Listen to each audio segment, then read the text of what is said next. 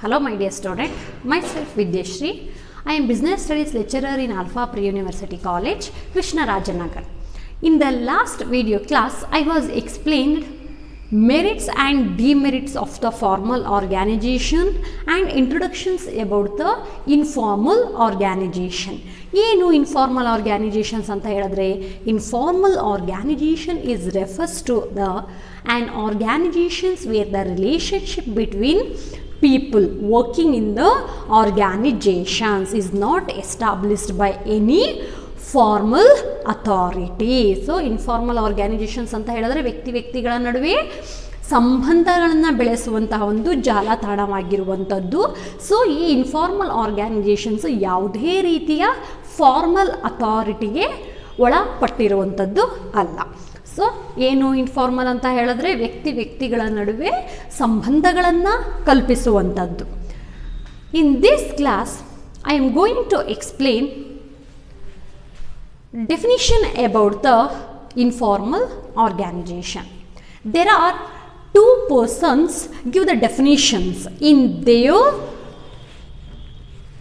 The first person Keith Davis, the second person Chester Bernard. ಇವರು ತಮ್ಮದೇ ಆದಂತಹ ರೀತಿಯಲ್ಲಿ ಇನ್ಫಾರ್ಮಲ್ ಆರ್ಗ್ಯಾನೈಜೇಷನ್ಸ್ ಅಂದರೆ ಏನು ಅನ್ನೋದನ್ನು ಹೇಳಿರುವಂಥದ್ದು. Firstly Keith Davis, according to this person, informal organization is a network of personal and social relation. According to this person, informal organizations is a network of personal and social relations, but not established or required by the formal organizations, but arising spontaneously as people associate with one another. So ಇವರ ಪ್ರಕಾರ informal ಆರ್ಗ್ಯಾನೈಜೇಷನ್ಸ್ ವೈಯಕ್ತಿಕ ಮತ್ತು ಸಾಮಾಜಿಕ ಸಂಬಂಧಗಳ ಜಾಲಬಂಧವಾಗಿರುವಂಥದ್ದು. So ಈ ಸಂಬಂಧಗಳು ಯಾವುದೇ ರೀತಿಯ ಫಾರ್ಮಲ್ ಆರ್ಗ್ಯಾನೈಜೇಷನ್ಸ್ಗೆ ಒಳಪಟ್ಟಿಲ್ಲದೆ ಇರುವಂಥದ್ದು. But they are arising spontaneously as people associate with one another. ಸ್ವಯಂ ಪ್ರೇರಿತವಾಗಿ ಸ್ಪಾಂಟೇನಿಯಸ್ಲಿ ಅಂತ ಹೇಳಿದ್ರೆ ಸ್ವಯಂ ಪ್ರೇರಿತವಾಗಿ ಆಗಿರ್ಬೋದು ಅಥವಾ ಸಹಜವಾಗಿ ಆಗಿರ್ಬೋದು, ಸರಳವಾಗಿ ಆಗಿರುವಂಥದ್ದು. So the relationship arising spontaneously as people associate with each other. So ಸ್ವಯಂ ಪ್ರೇರಿತವಾಗಿ ಯಾವ ವ್ಯಕ್ತಿಗಳ ಜೊತೆ ಸಂಬಂಧವನ್ನು ಬೆಳೆಸುವುದು ಅಂತೇಳಿ ತಿಳಿಸುವಂಥದ್ದು. ಸೊ ಇಲ್ಲಿ ಈ ವ್ಯಕ್ತಿಯ ಜೊತೆನೇ ಸಂಬಂಧಗಳನ್ನು ಹೊಂದಿರಬೇಕು ಅನ್ನುವಂಥದ್ದು ಇರುವುದಿಲ್ಲ. ಸೊ ಸ್ವಯಂ ಪ್ರೇರಿತ ಅವರು ಇಷ್ಟ ಬಂದಿರುವಂತಹ ವ್ಯಕ್ತಿಗಳ ಜೊತೆ ಸಂಬಂಧವನ್ನು ಬೆಳೆಸುವಂಥದ್ದು. So according to this person Keith Davis ಅವರ ಪ್ರಕಾರ a informal organizations is a network of social and personal relations not established or required by the formal organizations but arising spontaneously as people associate with one another. So informal organizations ಅಂದರೆ ವೈಯಕ್ತಿಕ ಮತ್ತು ಸಾಮಾಜಿಕ ಸಂಬಂಧಗಳನ್ನು ಬೆಳೆಸುವಂತಹ ಜಾಲತಾಣವಾಗಿರುವಂಥದ್ದು. So ಈ ಸಂಬಂಧಗಳು ಯಾವುದೇ ರೀತಿಯ formal ಆರ್ಗ್ಯಾನೈಜೇಷನ್ಸ್ಗೆ ಒಳಪಟ್ಟಿರೋದಿಲ್ಲ. ಆ ಸಂಬಂಧಗಳು ಸ್ವಯಂ ಪ್ರೇರಿತವಾಗಿ ಒಬ್ಬ ವ್ಯಕ್ತಿ ಇನ್ನೊಬ್ಬ ವ್ಯಕ್ತಿಯ ಜೊತೆ ಸಂಬಂಧಗಳನ್ನು ಒಳಗೊಂಡಿರುವಂಥದ್ದು. The next person Chester Barnard. According to this person, informal organizations is an aggregate of interpersonal relationship. Aggregate ಅಂದರೆ ಏನು? ಒಟ್ಟುಗೂಡಿಸುವಂಥದ್ದು. ಇಂಟರ್ಪರ್ಸನಲ್ ರಿಲೇಷನ್ಶಿಪ್ ಅಂತ ಹೇಳಿದ್ರೆ ಪರಸ್ಪರ ಸಂಬಂಧಗಳನ್ನು. So according to this person, informal organizations is a aggregate of interpersonal relationships without any conscious purpose, but which any contribute to joint result. So according to this person, informal organizations ಅಂತ ಹೇಳಿದ್ರೆ ಯಾವುದೇ ರೀತಿಯ ಪ್ರಜ್ಞಾಪೂರ್ವಕ ಉದ್ದೇಶಗಳಿಲ್ಲದೆ ಆದರೆ ಸಂಯುಕ್ತ ಫಲಿತಾಂಶಗಳಿಗೆ ಕೊಡುಗೆ ನೀಡುವಂತಹ ವ್ಯಕ್ತಿಗಳ ನಡುವಿನ ಸಂಬಂಧಗಳನ್ನು ಒಟ್ಟುಗೂಡಿಸೋದಕ್ಕೆ ಇನ್ಫಾರ್ಮಲ್ ಆರ್ಗ್ಯಾನೈಜೇಷನ್ಸ್ ಅಂತೇಳಿ ಕರೆದಿರುವಂಥದ್ದು. ಇವರ ಪ್ರಕಾರ ಅನೌಪಚಾರಿಕ ಸಂಘಟನೆ ಅಂತ ಹೇಳಿದ್ರೆ ಅನೌಪಚಾರಿಕ ಸಂಘಟನೆಯು ಯಾವುದೇ ಪ್ರಜ್ಞಾಪೂರ್ವಕ ಉದ್ದೇಶಗಳಿಲ್ಲದೆ ಆದರೆ ಸಂಯುಕ್ತ ಫಲಿತಾಂಶಗಳನ್ನು ಕೊಡುಗೆ ನೀಡುವಂತಹ ವ್ಯಕ್ತಿಗಳ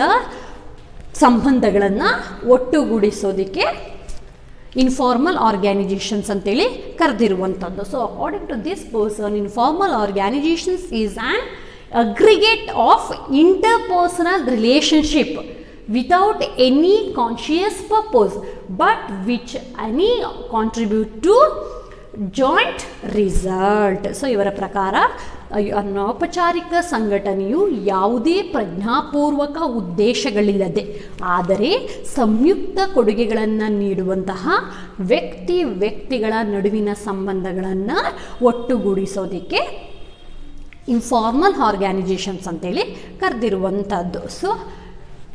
ಇಬ್ಬರು ವ್ಯಕ್ತಿಗಳು ತಮ್ಮದೇ ಆದಂತಹ ರೀತಿಯಲ್ಲಿ ಇನ್ಫಾರ್ಮಲ್ ಆರ್ಗ್ಯಾನೈಜೇಷನ್ಸ್ ಅಂದರೆ ಏನು ಅಂತೇಳಿ ಹೇಳಿರುವಂಥದ್ದು. ಇವರೇನು ಹೇಳಿದ್ದಾರೆ, ಕಿ ಡೇವಿಸ್ ಅವರು, informal organizations is a network of personal and social relations not established or required by the formal organization but arising spontaneously as people associate with one another.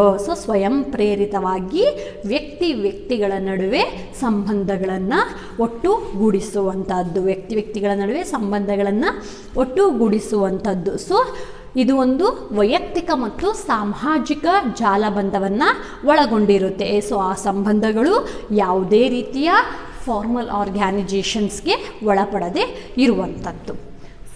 Chester Bernard, according to this person, informal organizations is an aggregate of interpersonal relationship without any conscious purpose but which any contribute to joint result.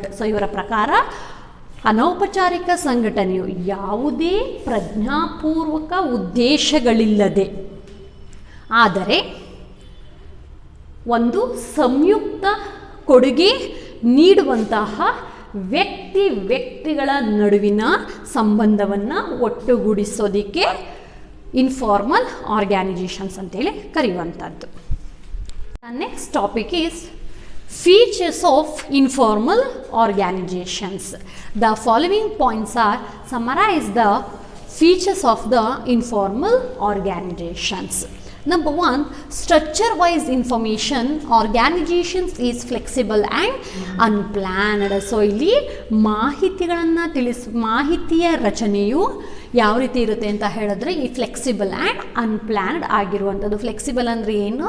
ಸ್ಥಿರವಾಗಿ ಇರುವಂಥದ್ದು. Unplanned ಅಂದರೆ ಏನು? Without planning ಅಂತೇಳಿ ಕರೆಯುವಂಥದ್ದು. ಯಾವುದೇ ರೀತಿಯ ಯೋಜನೆಗಳಿಲ್ಲದೆ ಏನಾಗುತ್ತೆ, ಮಾಹಿತಿಯ ರಚನೆಗಳು ಉಂಟಾಗುವಂಥದ್ದು. Second one, there is no defined relationship. I am already told you, in the informal organizations there is no relationship. It is just spontaneously. ಯಾರು ಯಾವ ವ್ಯಕ್ತಿಗಳ ಜೊತೆ ಸಂಬಂಧವನ್ನು ಹೊಂದಬೇಕು ಅಂತ ಇಷ್ಟಪಡ್ತಾರೋ ಆ ವ್ಯಕ್ತಿಗಳ ಜೊತೆ ಸಂಬಂಧಗಳನ್ನು ಬೆಳೆಸಬಹುದು. ಆದರೆ ಫಾರ್ಮಲ್ ಆರ್ಗ್ಯಾನೈಜೇಷನ್ಸಲ್ಲಿ ಆ ರೀತಿ ಆಗೋದಿಲ್ಲ. ಇಟ್ ಈಸ್ ಅಲ್ಲಿ ರಿಲೇಷನ್ಶಿಪ್ ಅನ್ನೋದು ಕ್ಲಿಯರ್ ಆಗಿ ಡಿಫೈನ್ಡ್ ಆಗಿರುತ್ತೆ. ಯಾವ ವ್ಯಕ್ತಿಗಳ ಜೊತೆ ಸಂಬಂಧವನ್ನು ಹೊಂದಿರಬೇಕು ಅಂತೇಳಿ. ಆದರೆ informal organization there is no defined relationship between the people. ವ್ಯಕ್ತಿಗಳು ಸ್ವಯಂ ಪ್ರೇರಿತವಾಗಿ ಯಾವ ವ್ಯಕ್ತಿಗಳ ಜೊತೆ ಪರಸ್ಪರ ಸಂಬಂಧವನ್ನು ಹೊಂದೋದಕ್ಕೆ ಇಷ್ಟಪಡ್ತಾರೋ ಅಂತಹ ವ್ಯಕ್ತಿಗಳ ಜೊತೆ ಸಂಬಂಧಗಳನ್ನು ಮಾಡಬಹುದು. Next, in informal organizations there are 2 or more than 2 people. Informal ಆರ್ಗ್ಯಾನೈಜೇಷನ್ಸಲ್ಲೂ ಕೂಡ ಇಂತಿಷ್ಟ ವ್ಯಕ್ತಿಗಳೇ ಗ್ರೂಪಿನಲ್ಲಿ ಇರಬೇಕು ಅನ್ನೋದು ಏನೂ ಇಲ್ಲ. 2 or more persons. ಒಂದು ಗುಂಪಿನಲ್ಲಿ ಎಷ್ಟು ವ್ಯಕ್ತಿಗಳು ಬೇಕಾದರೂ ಕೂಡ ಇರ್ಬೋದು. 2 or more persons. ಇನ್ನು next, it involves spontaneously relationship. ಏನು ಸ್ಪಾಂಟೇನಿಯಸ್ಲಿ ಅಂತ ಹೇಳಿದ್ರೆ ಸ್ವಯಂ ಪ್ರೇರಿತವಂತಹ ಸಂಬಂಧಗಳನ್ನು ಒಳಗೊಂಡಿರುವಂಥದ್ದು. ಯಾರನ್ನೂ ಕೂಡ ಫೋರ್ಸ್ ಮಾಡೋದಿಲ್ಲ. ಈ ವ್ಯಕ್ತಿಗಳ ಜೊತೆ ಸಂಬಂಧ ಹೊಂದಿರಬೇಕು ಅಂತ ಹೇಳಿ ಇರೋದಿಲ್ಲ. It is a spontaneously relationship. Informal organizations is a spontaneously relationship between the people.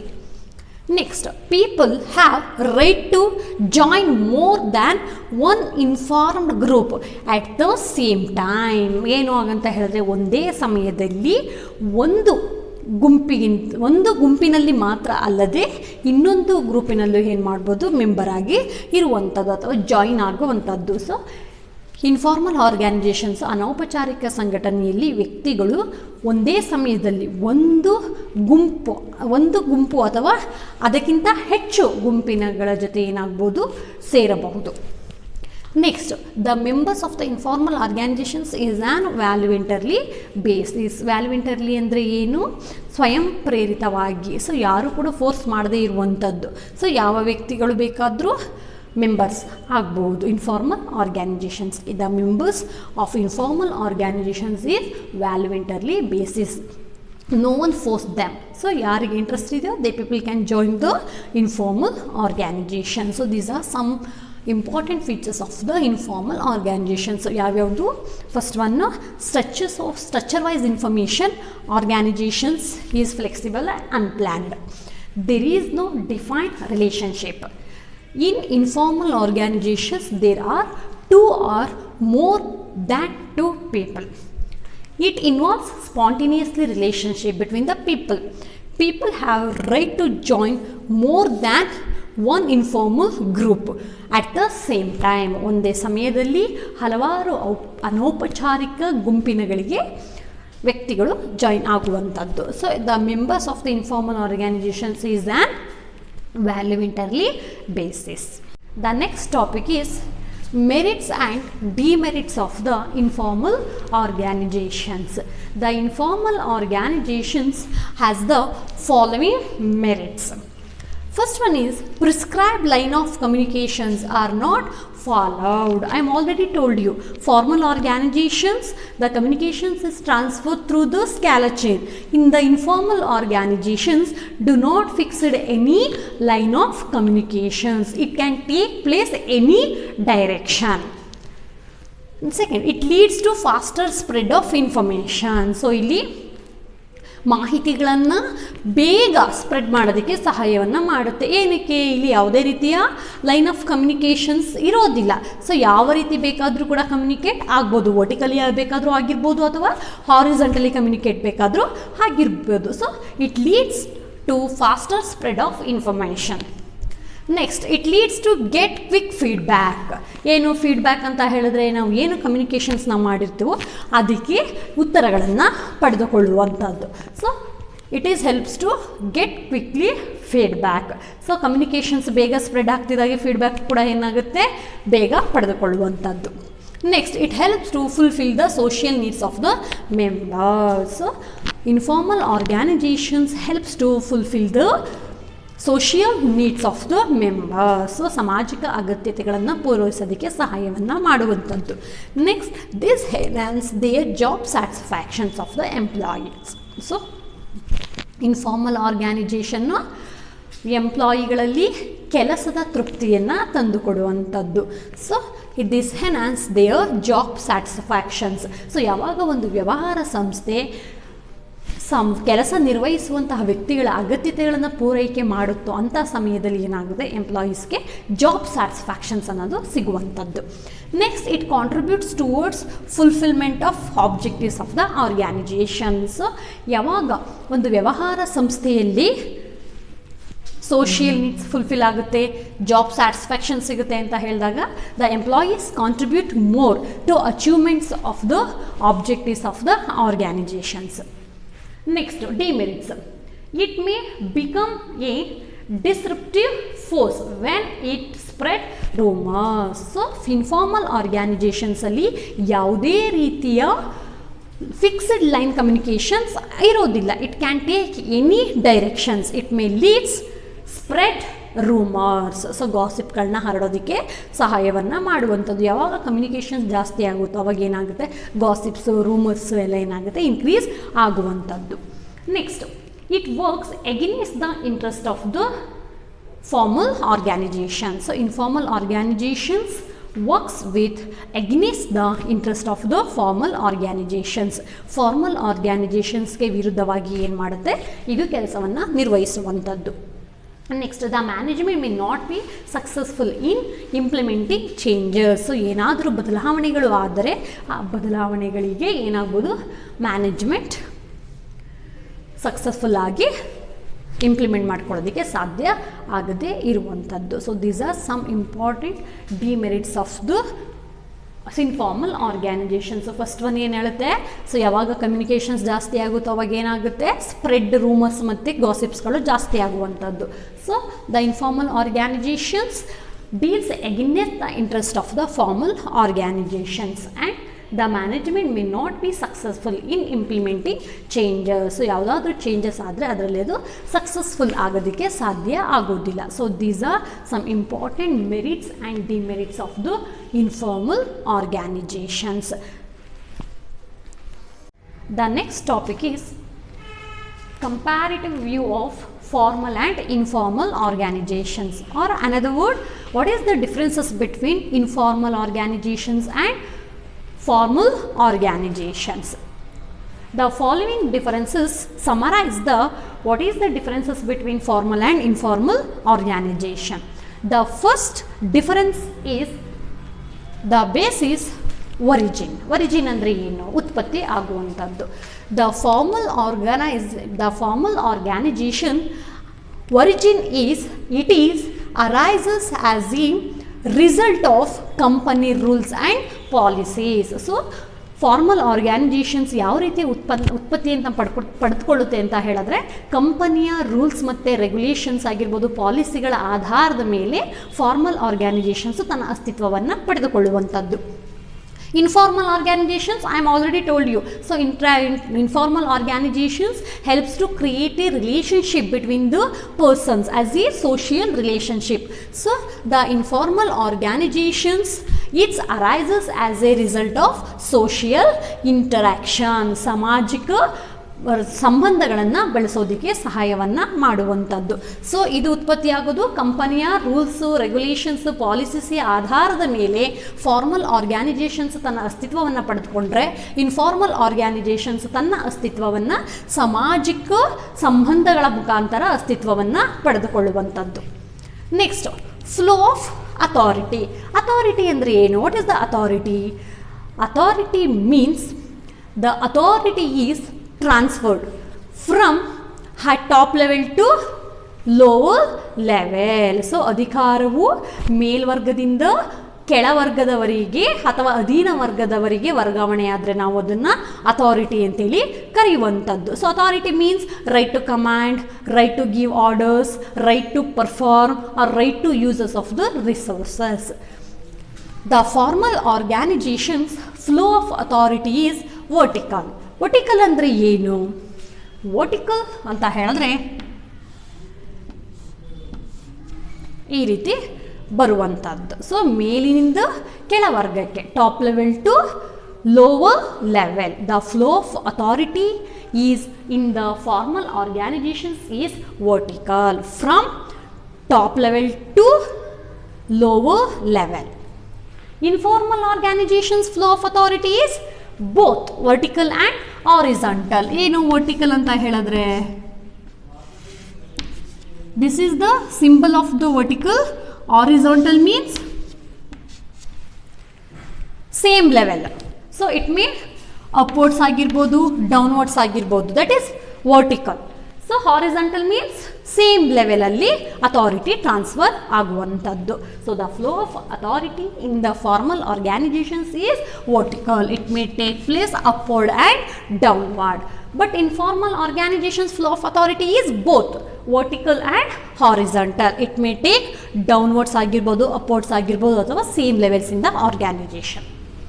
Next, behaviour stability. In the formal organizations, the behavior is stable because it is directed by the rules, regulations, policies and procedures. So behavior is the stable. But informal, the behavior is unstable because the communications agirbodu, the relationships agirbodu between two or more people. So it defines any relationship between the people. So it does not directed by the rules, regulations, policies and procedures. So behavior is the unstable. Next, flow of communications. So communications andre enu? The information is transferred from one person to another person. So ಇಲ್ಲಿ informally ಯಾವ ರೀತಿ communications ಇರುತ್ತೆ? The communications take place through the scalar chain. Scalar chain andre ಏನು? The scalar chain refers to the formal line of communications from high executive to the lower executive for the purposes of communications. ಯಾವಾಗ ಸಂಪರ್ಕ communications ಯಾವಾಗಲೂ ಮೇಲ್ವರ್ಗದಿಂದ high executive to the lower ಎಕ್ಸಿಕ್ಯೂಟಿವ್ಗೆ ಅದು pass ಆದರೆ ಅದನ್ನು ನಾವು ಸ್ಕ್ಯಾಲರ್ ಚೈನ್ ಅಂತೇಳಿ ಕರಿತೀವಿ. ಇಲ್ಲಿ ಯಾವಾಗಲೂ ಕೂಡ ಕಮ್ಯುನಿಕೇಟ್ ಮೇಲ್ವರ್ಗದಿಂದ ಕೆಳವರ್ಗಕ್ಕೆ ಟ್ರಾನ್ಸ್ಫರ್ ಆಗುವಂಥದ್ದು. Informal it can take place any directions. ಇದು ವರ್ಟಿಕಲ್ ಆದರೂ ಆಗಿರ್ಬೋದು, ಹಾರಿಜಾಂಟಲ್ ಆಗಿರ್ಬೋದು, ಅಥವಾ ಸೇಮ್ ಲೆವೆಲ್ ಆದರೂ ಕಮ್ಯುನಿಕೇಷನ್ಸ್ ಆಗ್ಬೋದು. So it does not fixed any line of communications. It may take any directions of the communication.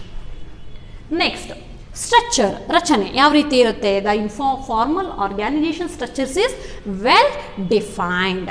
So but informal structure not clear. So ಇಲ್ಲಿ structure ರಚನೆ ಸರಿಯಾದ ರೀತಿಯಲ್ಲಿ ಸ್ಪಷ್ಟವಾಗಿ ಇರೋದಿಲ್ಲ. ಆದರೆ ಫಾರ್ಮಲ್ ಆರ್ಗ್ಯಾನೈಸೇಷನ್ಸ್ನ ರಚನೆ, ಔಪಚಾರಿಕ ಸಂಘಟನೆಯ ರಚನೆ ಏನಾಗಿರುತ್ತೆ? ತುಂಬ ಚೆನ್ನಾಗಿ ಡಿಫೈನ್ ಆಗಿರುವಂಥದ್ದು. ಇದು ನಾಟ್ ಕ್ಲಿಯರ್. ನೆಕ್ಸ್ಟ್, ನೇಚರ್, ಸ್ವಭಾವ. Formal organizations nature is rigid. Informal organization nature is flexible. Next, leadership. In the formal organizations, managers are the leader. So ಯಾರು ಲೀಡರ್ ಆಗಿರ್ತಾರೆ ಇನ್ಫಾರ್ಮಲಲ್ಲಿ? Managers are leader in the formal ಆರ್ಗ್ಯಾನೈಸೇಷನ್ಸ್.